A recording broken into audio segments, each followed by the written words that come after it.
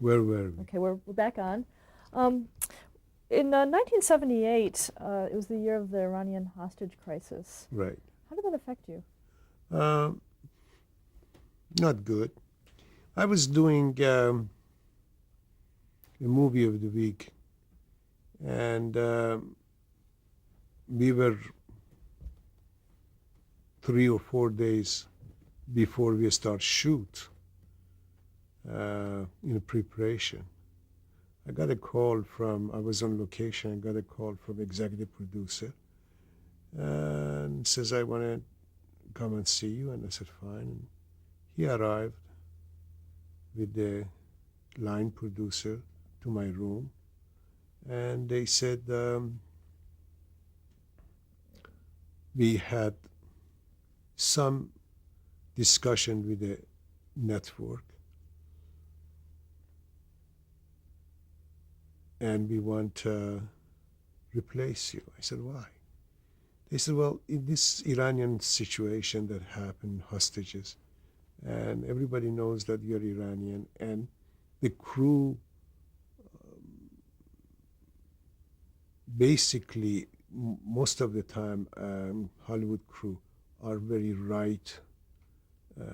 And if there is going to be cause any kind of the delay on the production because you're the Iranian director and they are what they are,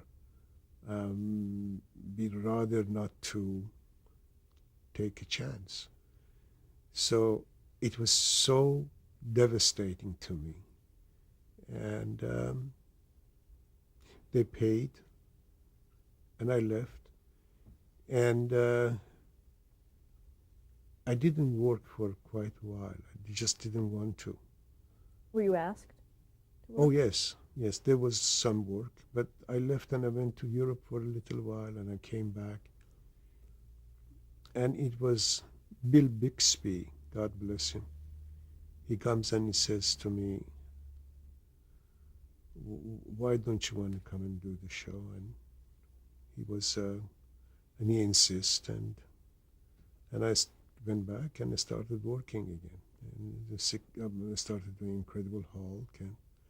But what I was doing prior to the hostages, I never reached that plateau anymore. And maybe it wasn't because I wasn't working. And for a while I didn't work, and that's why has that kind of effect. During that time I had a divorce as well, and it was just combinable, everything together. But I went back and I started doing that, and I started doing Rockford again, and felt good for a while. And then I started doing Falcon Crest, which was a kind of the soap, daytime or nighttime soap. And it was, I was doing so many of those. I did 47 of that. And in some way I got a little lazy. It was easy show to do. It was, again, Jane Wyman was a dream to work with, and the others. And it was quite fun. We used to go to Napa Valley for a month, 2 months sometime. And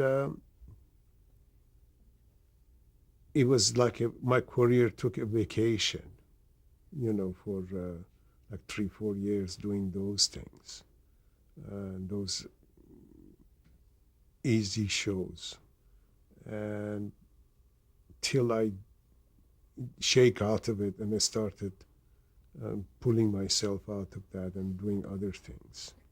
Where did you think that that you pulled yourself out? What happened? What show were you working on? I started doing a more serious show, and that's where I started doing Cagney and Lacey, and it was a better challenge.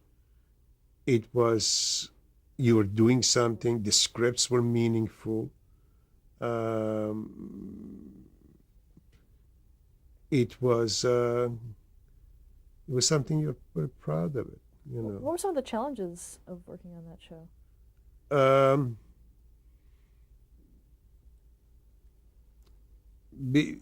Lots of challenges on Cagney and Lacey. There's these two phenomenal people you were working Cagney and Lacey.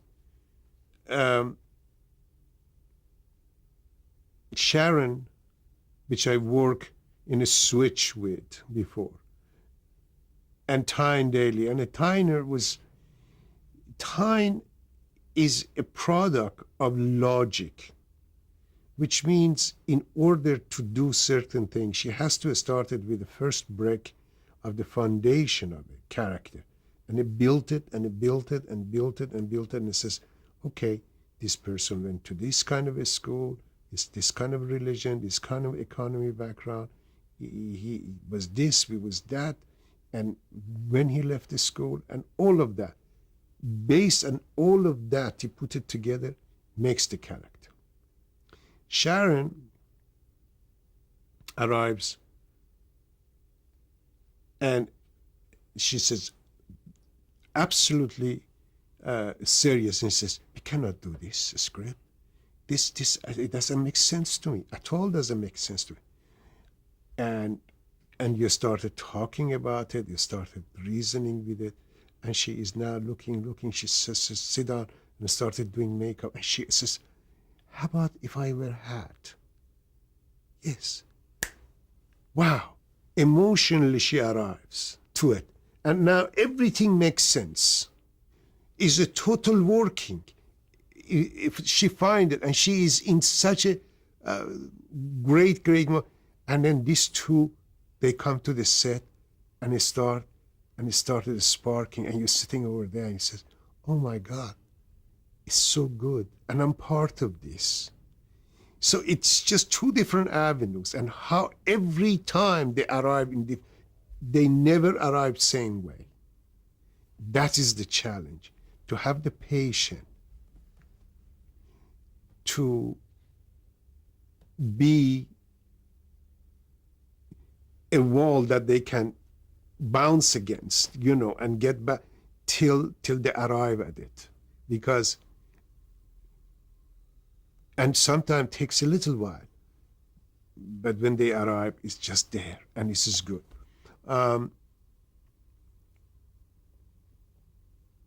They do not. Time doesn't have any, but it doesn't work for her to be very vocal about it.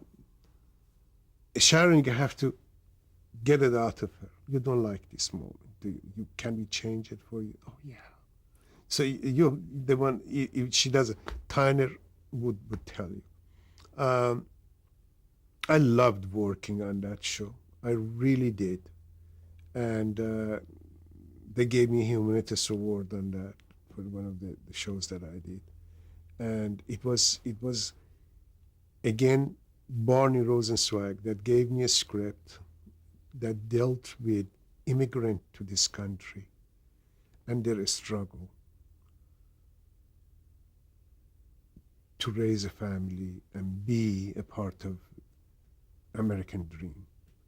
And that was why I won that award. It was just lovely script. As a director, did you pull things from your own life? Exactly. That was, I understood why he gave it to me. What kind of things did you pull from your life that gave The that fear. script? The fear of I'm going to be deported. Because every immigrant, it wasn't, because I was guest in this government, in this country, by this government. And my situation was different. Always I had this thing that they asked me to come here, but it was in a case of the script was, no, they were, it was one lovely story. The story was based on some truth. A lady get robbed downtown in front of the people, and the robber started running, and the people in the street, they start chasing him. One of them managed to get to him and grab this guy till the police comes. And he's a Hispanic that's working in this shop. The people in the neighborhood, they said he's a brave guy, so they go to city hall and they're going to award him, and they award him. In that moment, from immigration comes, and they said, you're not legal, and they're throwing him out of the country. They want to throw him out of the country, and he runs, and he moves his family, and it's just constantly on the move. And there are organizations that they work in Underground Railroad, which is some churches, some even priests are helping to move these people before the immigration get to them, to and finally tries to get them the rights to stay in this country. And there is that big argue of between the two.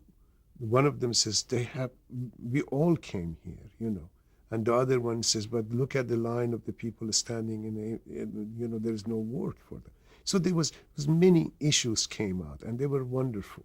And then in the same time, when you go with them, with the family, the way that they go and hide, and it was just, it was a wonderful, wonderful episode.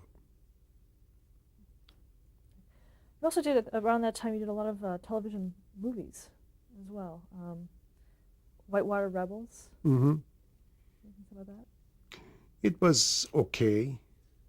It wasn't any. The charm of the piece was we were in Kearns County. We were shooting over there, this Whitewater, and with the gentleman that married Streisand, Jim Brolin, and one actress that was from a series that at the time was very hit. It wasn't a great. It was a CBS show. It wasn't a great written piece, but was visually very interesting to shoot that in the water from beginning to the end, and that was made a good challenge. And it was a summer, and it was good to be in the water anyway. Do you have a preference between doing, say, a movie of a week or working on an episode of a series? Do you prefer one over the other? There is, when you're doing a movie of the week, you have a little more time and to rehearse, to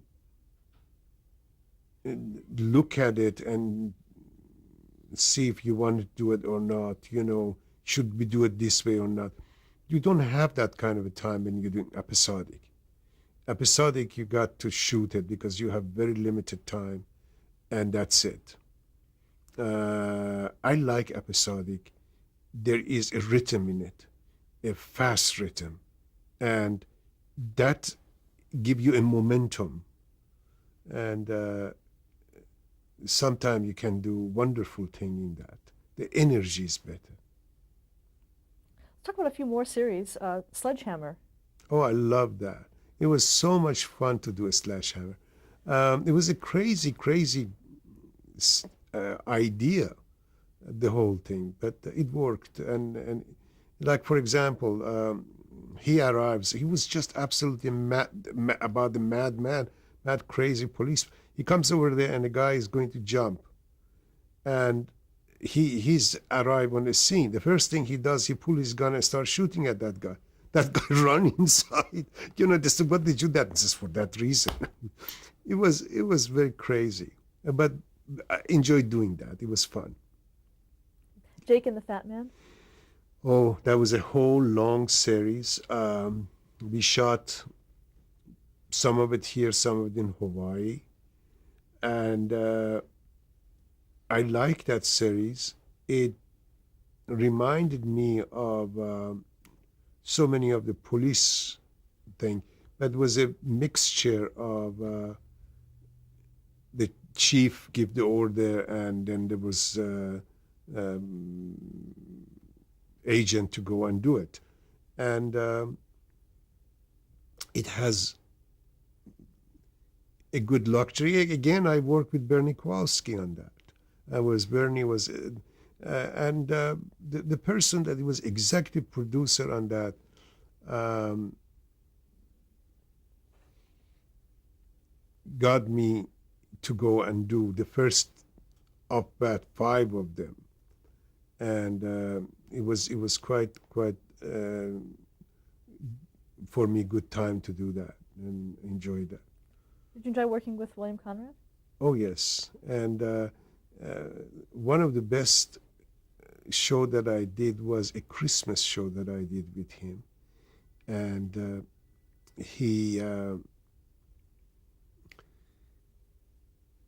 was he played Santa Claus in it, and what we did was there was an organization in Hawaii in that there was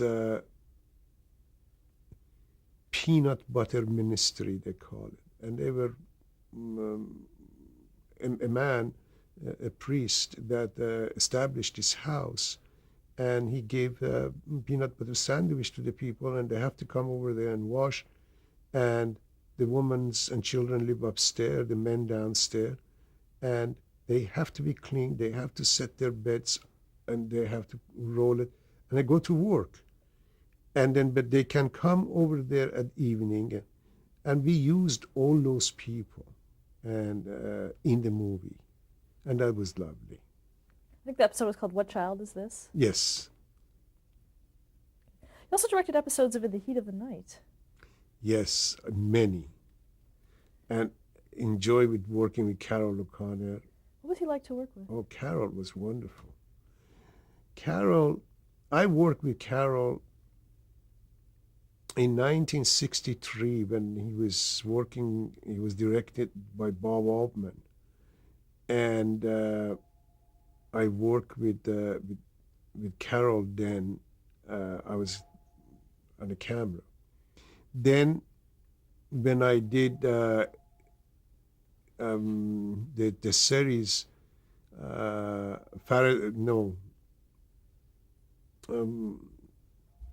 another comedy series that he was guest star on that too, Governor and JJ.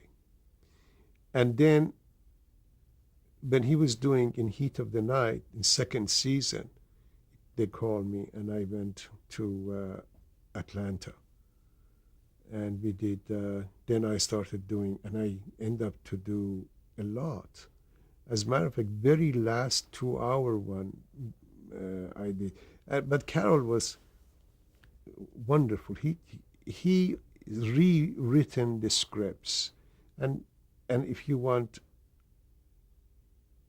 constantly you have to go and talk to him to give you a little more from this or that, And he sits and he writes it himself, and he likes to take.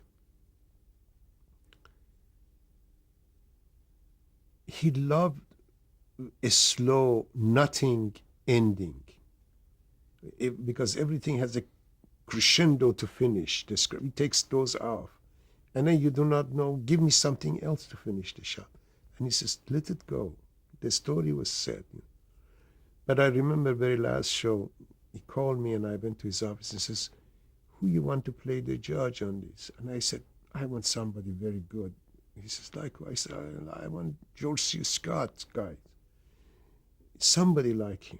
So he picked up telephone and called, and I said, who are you calling? He says, I'm calling George. He called George C. Scott and says, I want to come to do this. He says, you cannot afford me, this television show. And so they made the deal. If I do all his scenes in 5 days, in 1 week, then he would come, and Carol agreed to give him $150,000 for 5 days out of his own pocket, and he did.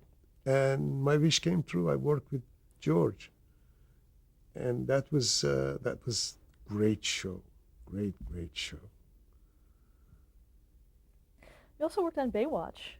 Oh yes, Baywatch was fun. Um, when I was doing Falcon Crest, uh, one of great writers that we had,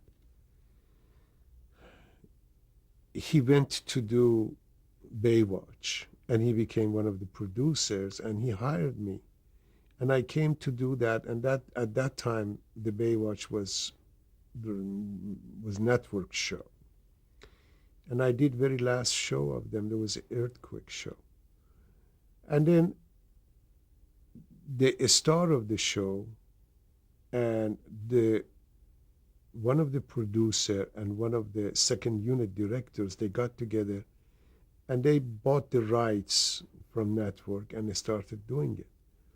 And there was their second season, they decided to earthquake show, and somebody told them, oh, you did an earthquake show. They look at it and I said, oh wow, where, let's get Reza here. And I went there and I started doing lots of those. And then we made it Baywatch Night. And the one reason that I started doing those a lot was because people in Iran, especially mullahs, the religious, they were so angry about shows like Baywatch, that the ladies walking half naked and the thing, and if they caught somebody that looking at this show like that, they would just kill him. And people buying satellite dishes and they're looking at it because it was number one show. And it was a kind of a thing between people that they look at Baywatch because the mullahs hate them. So must be something good in it. Especially when it was just the credit comes that I did it. And it was just, I got all kind of the thing from them, pressure to family and so forth. And I didn't care about it. You mean threats? Oh yeah, big ones. And I just kept doing it, and it was. Then they started making a rule that nobody can have satellites dish, and they went to the houses. The police went to every houses and got their dishes away. But there was still the people find a way to, you know, look at it whatever they want to do it. It's just a struggle for them. But for me, it was a kind of the negative thing to them, and making a face at them. Then again, you worked with Sharon Gless in the Trials of Rosie O'Neill in 1990. That was fun. That was very fun. Again, was working with Barney and Sharon, and Jack Priestley. Jack, God bless his soul, I did Serpico with him. I did original NYPD with him. I did all of that. He was a great cameraman, truly a great cameraman. God bless his soul. He passed away. And on Rosie, it was such a lovely premise to do. Here is a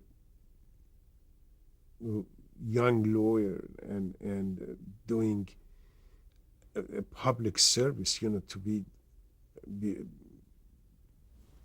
attorney for people that they cannot afford it, And we had great scripts, and staff of writers were just wonderful. And Barney, of course, was just holding with both hands, and we did quite lovely shows. And I wish was continuing because I wanted it to see it at least another year on that show. But all of a sudden there is no time for that kind of a show. Things changed. There were television changed. the taste changed, and they started doing other things. The strange thing is, during all these years, I remember when I started at Universal, the group of people that I was looking up to, and they were running the shows, and executive producers, and I go to their offices and talk to them and so forth. They were the grandfather of the producers of today. I've been through 3 generations, worked for 3 set of producers. And somebody asked me, what is the secret of this longevity? It was one thing.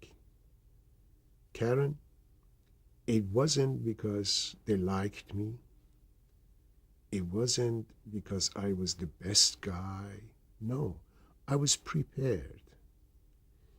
And the preparation for a director is a must. I find out earlier in my life that I have maybe a handicap of communication. Because after all, this language wasn't my mother language.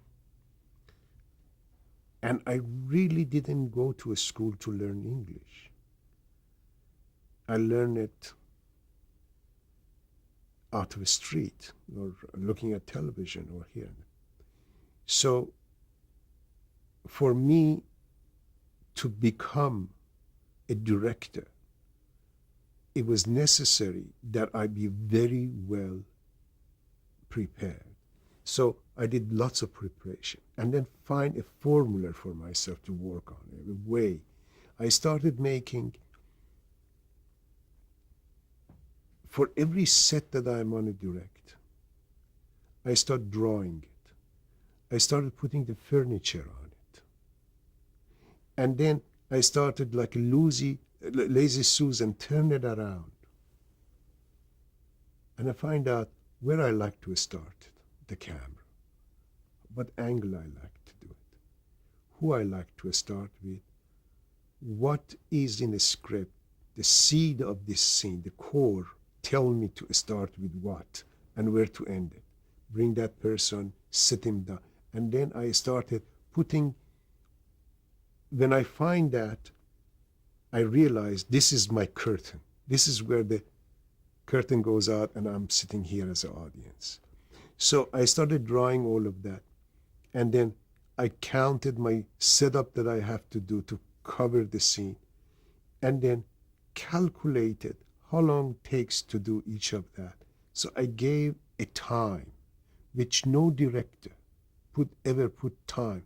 I put time in front of my shot sheet. That's why they call it razor sheet. Let's stop there to change the tape. Sure.